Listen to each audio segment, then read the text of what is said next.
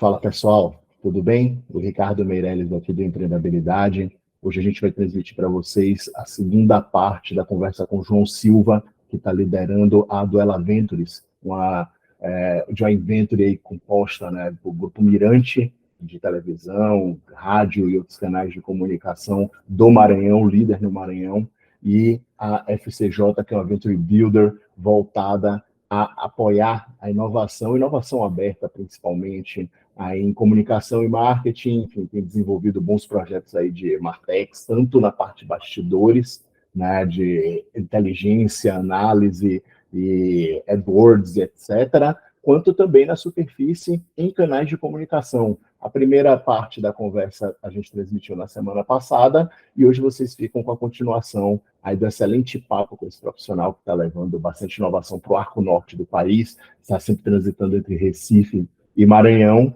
tá? E tem muita coisa aí para contar para vocês. Depois, diga aí o que vocês acharam, avaliem a conversa, indiquem para amigos, para outros profissionais, tá bom? O canal está aqui crescendo, a gente sempre trazendo convidados aí de nome e impacto no ecossistema de inovação e também no empreendedorismo, importante dizer, tá bom? Fiquem com Deus, um abraço, obrigado.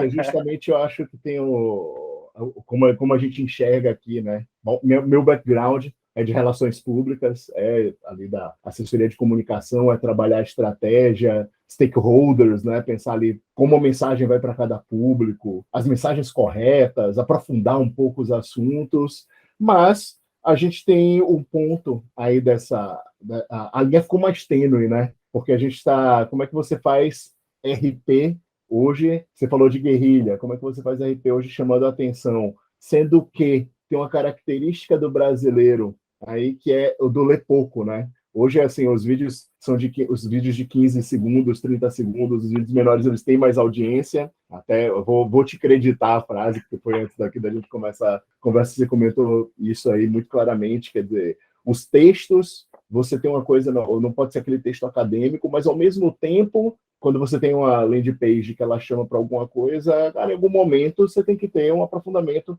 principalmente se é alguma coisa ou nichada ou demanda um conteúdo mais aprofundado. Você tem os publishers surgindo. Aliás, você tem livro voltando aí, apesar da gente estar no momento aí que tem livraria fechando, ainda por conta da pandemia, quer dizer, tem uma crise aí nesse segmento editorial que também está passando por transformação, mas assim, você não pode ficar tão no raso, né? Not too shallow, but how deep, né? O quanto a gente se aprofunda aí nos assuntos. Como é que você tem enxergado isso desse ponto de vista de estratégia? Peraí, se a gente for aqui, a gente vende muito, mas não cria afinidade porque não tem aprofundamento, ou, enfim, quais são as variáveis aí dentro dessa questão de aprofundamento de conteúdo? Cara, aprofundamento de conteúdo, isso é bem forte, né? Isso está diretamente ligado, Ricardo, ao lance de entender que não é massa mais, né? Então, assim, acho que a primeira grande geração de publishers meio que replicou simplesmente a dinâmica de veículos de massa, né? E cada vez menos isso funciona, já tem alguns anos que não funciona de jeito nenhum. A audiência, o engajamento, mesmo sendo de nicho, a audiência e engajamento só vem caindo quando tu trata o teu conteúdo como se fosse um conteúdo de massa, né? Esse é um ponto super forte. E tu precisa entender qual tipo de conteúdo vai se encaixar com qual tipo de audiência. E esse tipo de conteúdo, a gente está olhando, está falando de qual tipo de formato, qual tipo de tamanho, qual tipo de complexidade e qual momento do seu funil de aquisição e retenção a gente está olhando ali. Então, a gente está falando de gente que só vai clicar no link lendo um título. A quantidade de pessoas que comentam em redes sociais uma publicação que ele lê só o título não está escrito. Então, tem vários experimentos de várias pessoas fazendo clickbait aí, onde o cara só lê o título e não se aprofunda, e aí cai naquilo, depois cai na pegadinha aí. Mas tem gente, e aí no teu funil beleza, o título chamou, me chama a atenção para ver um pouco mais.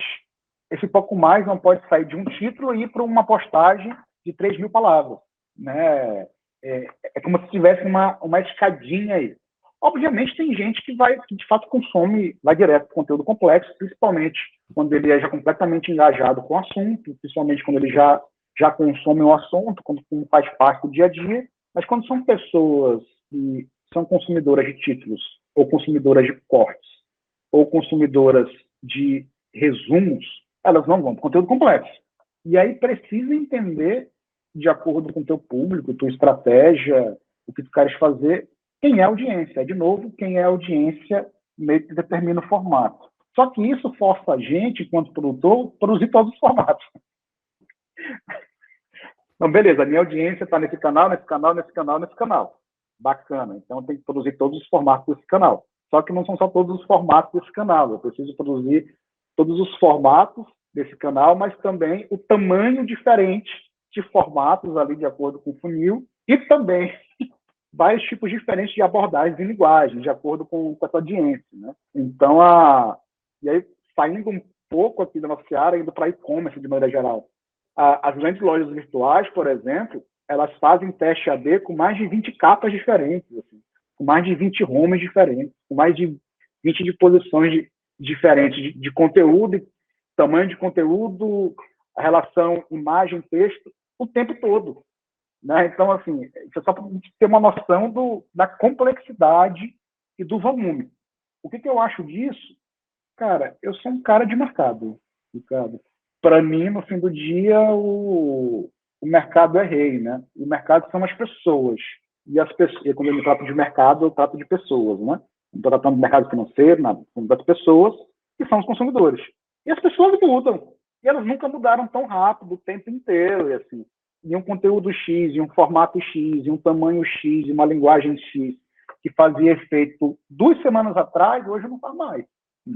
E é esse nível de complexidade que a gente tem que lidar hoje, né, enquanto produtor de conteúdo, não só na internet mais, né? E esse é o ponto. Todo mundo virou produtor de conteúdo, né? Todo mundo virou produtor de conteúdo. Você botou um ponto aí, vou voltar na conversa que a gente estava tendo ali, que você falou dos nichos e tal, que eu estou enxergando 3 coisas, né? Curadoria, que é você saber qual conteúdo vai, como é que você move ali e chama atenção, então o qual, e até agora você estava explicando, até fui até voltar aqui no podcast lá do Extremos, o pessoal fala justamente cara, você gravou, a gente está gravando essa entrevista aqui, eu consigo dessa entrevista fazer o vídeo inteiro, que vai ter mais ou menos 1 hora, 40 minutos a 1 hora, eu consigo fazer vários cortes, aliás, suas frases ali, que você já fala bem, já tem essa postura, a gente consegue fazer vários cortes ali, eu consigo transformar isso em artigo, matéria, infográfico, desenhar processo, enfim, que vire um post, quer dizer, uma gravação a gente consegue fazer milhares de conteúdos, mas o mais importante foi, eu chamei o João Silva, que tem 20 anos aí quase de experiência nesse mercado, que está à frente da Doela Ventures, que é uma pessoa que sabe disso, e a gente fez um roteiro aqui, que é justamente, cara, olha aqui, é isso que a gente vai discutir, esse assunto é relevante para o mercado. Pois é, a pessoa, né? Acho que a função primordial, e isso vai demandar uma especialização maior, é que o profissional da nossa área ele vai se tornar cada vez mais um editor, né? Essa sensibilidade, essas nuances, elas são profundamente humanas ainda, né? Assim, tem algumas aplicações de inteligência artificial que tentam fazer a gente desacreditar disso, né? Mas elas são profundamente humanas. A gente vai virar, de maneira geral, o profissional da nossa área, uma espécie de finalizador. Um trabalho como esse que você acabou de narrar, não é um trabalho que eu vou sentar na frente do meu computador, vai vir uma inspiração divina, eu sou um gênio criativo, e vou simplesmente fechar o olho, escrever, de repente está um negócio maravilhoso, lindo. É um trabalho super forte, é um trabalho super técnico, criterioso, baseado em muita pesquisa, baseado em muita análise. Então, eu pesquiso muito, eu desenvolvo background, o profissional da nossa área cada vez mais jovem. Jovem não tem tanto background assim, a não ser que tenha começado com 10 anos a trabalhar. Preciso de muito background, preciso de muita análise crítica, preciso de muita leitura para juntar tudo isso e compor um texto. E compor uma peça gráfica, e compor um roteiro, e compor uma estrutura de vídeo, né? Não é tão simples, né? Hoje, a gente tem inteligências artificiais, aí por que eu estou falando isso? Porque o volume cada vez é maior. Assim. Uma das coisas que eu mais estou tentando ressaltar aqui são duas coisas, complexidade e volume. E aí eu trato separado, porque o próprio volume em si traz uma complexidade, mas eu trato de maneira separada porque eu estou falando aqui de camadas, tipos, e o tipo pode ser formato, tamanhos, linguagens e outras coisas mais, que a gente precisa desse suporte computacional para conseguir para a próxima fase. Não tem como a gente trabalhar com a Duela, que se propõe a ajudar nessa disrupção de mercado e também aproveitar essa oportunidade que é o mercado mudar, sem olhar para a mídia tradicional. Nossa própria empresa, nossa corporate que está junto com a gente, por trás de tudo, é uma empresa de mídia tradicional. Então, a gente vê o seguinte, e aí, Gerson, querido, nosso agente de marketing da Duela, trouxe um dos cases fenomenais para a gente, deixou muito claro na análise que ele trouxe, que ficou incrível, que é a mídia tradicional, as empresas tradicionais de comunicação, elas são especialistas em produção. E é uma produção incrível. Tudo que a gente falou até agora é sobre pós-produção. Então, assim, avalia o volume de conteúdo que tem que ser pós-produzido para chegar na audiência. Estou falando de vídeo, estou falando de texto, estou falando de peça gráfica, estou falando de tudo, assim. E aí, o que tem se desenhado com o suporte da inteligência artificial é que nossos profissionais precisam se tornar cada vez mais pós-produtores. Ou pegar do finzinho da produção, que é a finalização da produção, e trabalhar esse pós-produção, que é essa diversificação de conteúdo, dada a complexidade, dada o volume, para conseguir entender essas múltiplas nuances da audiência. É um negócio super forte isso. A gente usa basicamente tudo isso dentro da Duela, que eu estou falando até aqui, mesmo porque o nosso time é muito enxuto, a gente faz uma gestão ali de pulso firme de gestão orçamentária, mas só um exemplo, antes a gente escrevia um excelente texto jornalístico em 5 dias, um texto em 5 dias, para fazer um bom trabalho. Você que é da área, você sabe que não é um troço simples, né? Fazer um bom trabalho, demanda pesquisa, demanda de levantamento, 5 dias.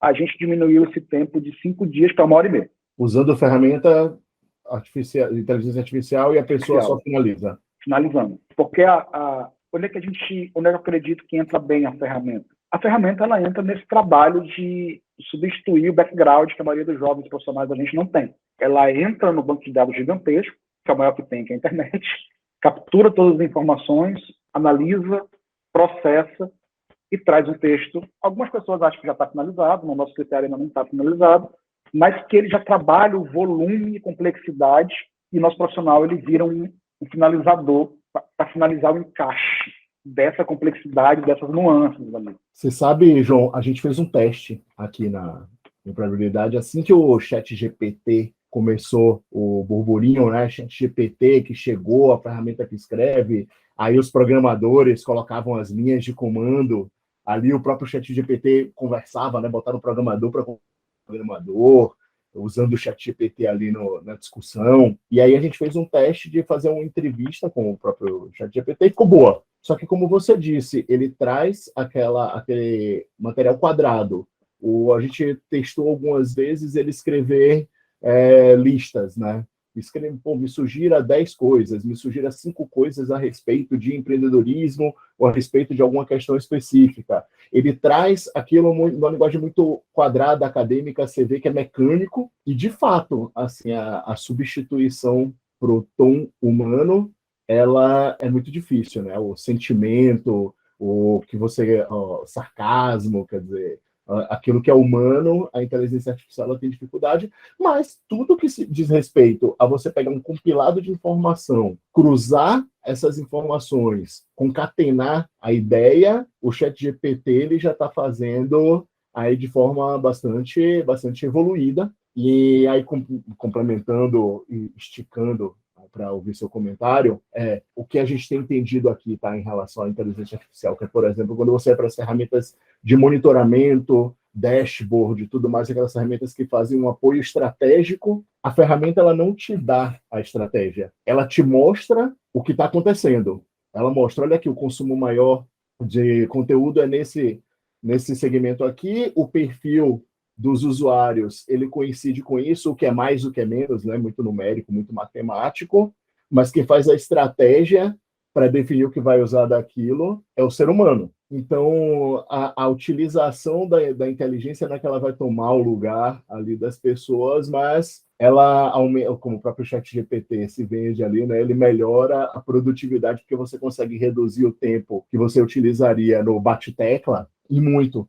E muitas vezes melhor até do que se fosse um ser humano passando 3, 4, 5 dias escrevendo um texto, ele escreve aquilo ali, e cabe ao ser humano fazer, como você bem mencionou, a finalização. E é muito por aí, assim, outras aplicações vão surgir. Então, a gente tem várias startups. A gente olhou a cadeia de valor como um todo, de comunicação e marketing, e a gente trouxe uma startup para cada momento ali.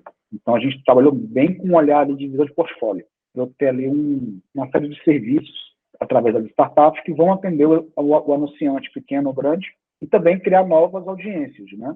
A inteligência artificial, ela entra muito sobre esse aspecto para lidar com volume e complexidade, assim, de um jeito que a gente não conseguiria lidar se a gente não tivesse 500 pessoas. Então, assim, imagine você que a gente tem uma complexidade, tem um público só, uma audiência só, com 8 comportamentos diferentes. Né? A gente precisaria de no mínimo uma pessoa para olhar para cada um desses comportamentos.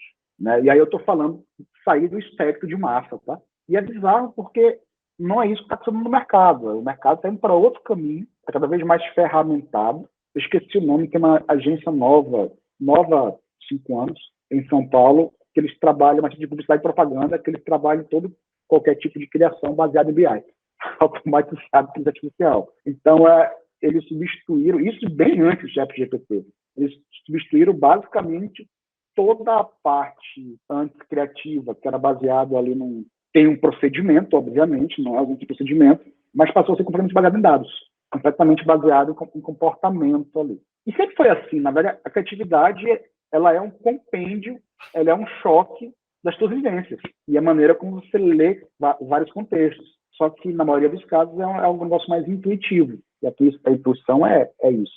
Nada contra a intuição, ela é incrível. Só que volume, né? Voltando para o volume e complexidade, assim. Então, a inteligência artificial, ela tem trabalhado nisso. Então, estou com startup, por exemplo, que já está rodando, startup de mídia, e já trabalha a construção de textos automatizados para tráfego, sabe? Tu vai lá, tu vai dizer qual é o público, o comportamento dele, o tamanho de texto, qual é o produto, onde é que vai rodar, e ele se adapta. Eu vi o primeiro teste, eu fiquei, gente do céu, assim, fiquei impressionado, né? Que ali o Midjourney que roda no Discord ali, que é bizarro, assim, um negócio incrível, que teve um boomzinho ali puxado pelo ChatGPT, mas fez menos zoado, mas também é um negócio bizarro, né? Então, em linhas gerais, a gente está olhando muito para isso na Duelo. Como é que a gente traz soluções que vão facilitar a cadeia de valor como um todo, de comunicação e marketing, lidando com aumentar a precisão e assertividade do anunciante, entender melhor o público dele, entender melhor as audiências, ter acesso a novas audiências. Então, eu estou com startup que está olhando para influências, eu estou startup que está olhando para público de gamers, da galera de esportes, né? Então, que é um público completamente que está todo mundo entendendo como é que funciona, né? A gente está olhando para a cadeia como um todo de, beleza, como é que eu aumento a produtividade também, né? E como é que a gente mede isso tudo e como é que o cliente continua evoluindo continuamente, assim. Então, o portfólio da gente é composto com esse olhar, porque a gente acredita que é esse olhar que está ali na crista da onda, da mudança, da transição, é que a gente aplica no mercado, as startups elas vão crescer, porque elas precisam crescer, a gente fazer o trabalho de saída e remunerar os nossos acionistas, né? Porque no fim do dia, a Duelo precisa remunerar os acionistas, né? Então, essa é a estratégia, né? E aí, paralelo a isso, a gente está construindo comunidades em todas as cidades do Norte e Nordeste, trazendo essa mudança também para outros grupos de comunicação, para que todo mundo mude junto.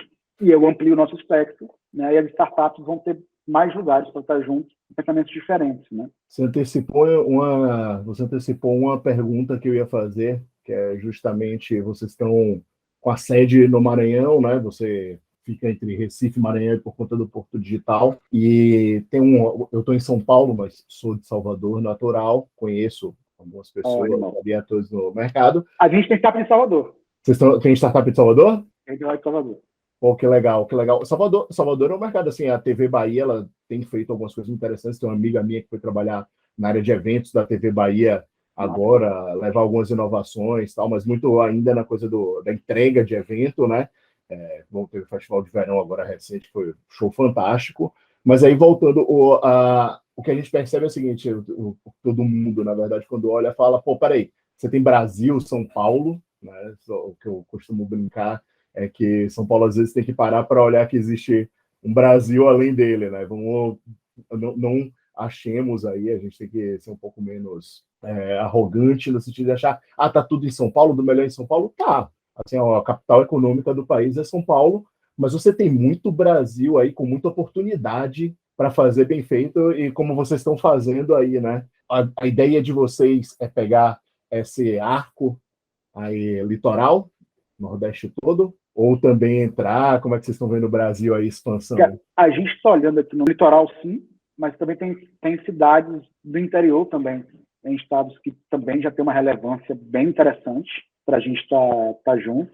E a gente está indo para algumas cidades também no norte, assim, né? Então, é como você falou, São Paulo é São Paulo, a gente precisa falar, São Paulo é gigantesca, se tiver em São Paulo, você tem muita oportunidade, porque a economia do Brasil é São Paulo, não tem jeito. Brasília também tem muita oportunidade, porque a galera que cuida da parte de relação governamental das empresas que estão em São Paulo, inclusive, estão em Brasília, mas tem muita gente também precisando de mudança e que tem oportunidade fora do eixo Rio-São Paulo. Então, a gente tem startups do eixo Rio-São Paulo, a gente tem gente do sul do país no portfólio, mas estamos descobrindo um mundo completamente novo aqui no Nordeste. Muita coisa, né? Muito Brasil. Muito Brasil, e entendendo que o Brasil, assim como essas múltiplas audiências, ele também é bem complexo e bem diferente, assim. E a startup que ela se forma na incerteza para conseguir desenvolver um modelo repetível escalável, né? Entender que, ao lidar com o Brasil, eles estão lidando com um país continental, completamente atípico, né? Assim, que tu constrói para São Paulo não serve para todos os lugares do Brasil, né? Maranhão tem um comportamento diferente, Pernambuco tem um comportamento diferente, Paraná tem um comportamento diferente. Então, assim, beleza, como é que eu escalo nesse contexto? E é muito que a gente está junto nesse sentido, né? Como eu trabalho desde 2010 com o desenvolvimento de ecossistema no Brasil como um todo, e o Bruno, o nosso chefe de operações, que de fato toca as startups, salve o Bruno, passou pelo processo como um todo, né? O Bruno, inclusive, já fez esse, vendeu startup, já foi para o Vale do Silício, vendeu startup, então sabe como é que é o processo como um todo. Beleza, como é que eu dou conta também, enquanto startup, suportado pela Duela, dessas múltiplas facetas do nosso país, né? Que é um país de tamanho comportamental, e não só é tamanho, né? É tamanho, é economia, é cultura, né? Então, é bem nesse ponto. A gente tem um espaço muito bacana no nosso Nordeste, porque o Mirante, ele é um farol, né? Um dos grupos mais bem vistos aí do Brasil, de grupos de comunicação, são mais antigos, mais bem vistos, a galera tem uma cabeça muito diferente. A gente nem estaria aqui conversando como a Duela se eles não tivessem. A gente está sempre junto e isso ajuda muito a gente. E quando eu vou conversar com o grupo de comunicação, a gente já é referência por causa da FTJ, que é da América Latina, e por causa do Grupo Mirante, que é uma grande referência nacional aí no mercado. Então, essa é uma missão muito bacana. Pô, trabalho, oportunidade aí que a gente olha, se olhar para o tamanho do terreno, por proporcional às oportunidades, tem muita coisa para fazer, muita coisa boa aí. O João, só um ponto que eu não tinha nem anotado aqui para nossa pauta, mas que eu lembrei, eu acho que é coisa interessante, também é esse mercado aí, a gente falando de digital, informação, esse mercado de infoprodutos, né? Hotmart veio com tudo para vender, você teve essas plataformas de infoproduto vendendo, muita gente aí que não sabia como empreender, criou seu cursinho ali e tal. Como é que vocês enxergam isso aí, essa coisa do infoproduto dentro desse ecossistema marketing, informação e transformação digital? Ampliando um pouquinho, né? Nem só o produto, mas o mercado de lançamento, né? Ele é um mercado que veio para ficar, cara, porque ele é um formato que eu acredito que ele não se esgota, pelo menos não nos próximos 5 anos, 5, 10 anos, porque as pessoas estão transformando habilidades, competências, conhecimentos em negócios. Todo mundo começa como eu preso ali, né? Eu sou o meu próprio produto, o meu conhecimento, o meu próprio produto, e essas plataformas como Hotmart, por exemplo, a Eduz e outras, elas vieram para facilitar esse processo de remunerar habilidade e competência, né? E aí essa habilidade e competência, ela vira um produto, que é esse infoproduto, e vai crescer bastante. O que eu acho que vai rolar cada vez mais, aí eu acho mesmo, né, porque eu de fato não fiz nenhuma pesquisa para validar isso ainda, é um sentimento, é que essas barreiras entre influencer e infoprodutores vai diminuir cada vez mais. Né? A gente está vendo muito aí influencers virando infoprodutores e infoprodutores virando influencers. Né? Obviamente, dentro do contexto de influencers, ele é um pouco mais amplo, porque a gente vê influencers trabalhando com empresas, fazendo as publis, além de fazer também infoprodutos, mas também criando as próprias marcas físicas, né, de produtos físicos. Né? Então, a gente teve recentemente o Super Bowl, a palavra Super Bowl foi Rihanna, e o que se falou da Rihanna foi da marca dela e do império que ela construiu nesses 5 anos que ela ficou afastada do mercado fonográfico, que é o mercado original dela. Né? Então, os influencers são um pouco mais amplos. Mas o que eu estou olhando muito é isso. Os infoprodutores vão virar influencers, os influencers cada vez mais vai virar infoprodutor. Novamente, essa é uma galera que eu acho que está aprendendo mais rápido como lidar com essas complexidades aí de audiência. É uma galera que entende como nichar mais rápido, entende como nichar melhor. É uma galera que se acostuma mais rápido com o volume de produção e com o volume de pós-produção, né, que eu falei mais cedo. Eles já estão ali, eles já nascem assim. Né? Então, é o mercado que tende a crescer. Então, acho que vai ter cada vez mais essa relação aí de influências e infoprodutores. Assim. Sabe o conteúdo, sabe falar, vira autoridade, né? Eu acho que o ponto é esse, né? Assumir a autoridade por ali. Vira autoridade. Vira autoridade, sabendo produzir, né? Que a gente estava falando. E agora com essas ferramentas todas aí que automatizam, que facilitam. Você comentou da ferramenta que faz as imagens, mas, por exemplo, você vai fazer hoje um Google Ads ali, você colocou as 5 fotos que você imagina, você colocou o seu assunto, o próprio Google Ads, ele transforma no banner, já monta, enfim, tudo, né? O papel da agência ali fica completamente digitalizado, né? Cara, que conversa incrível aqui, viu, bicho? Obrigado pela oportunidade. Sempre é bom quando a gente conhece pessoas incríveis e troca ideia desse nível. Eu fico bem feliz. A gente está aqui da Duela para ajudar empreendedores que, de fato, querem se desenvolver e crescer nesse mercado de comunicação e entretenimento, ajudar empresas de comunicação, grupos de comunicação, grandes anunciantes, grandes atores aí do ecossistema de comunicação, marketing e entretenimento. E qualquer coisa, vocês podem me procurar tanto no LinkedIn quanto no Instagram, Silva Social, né?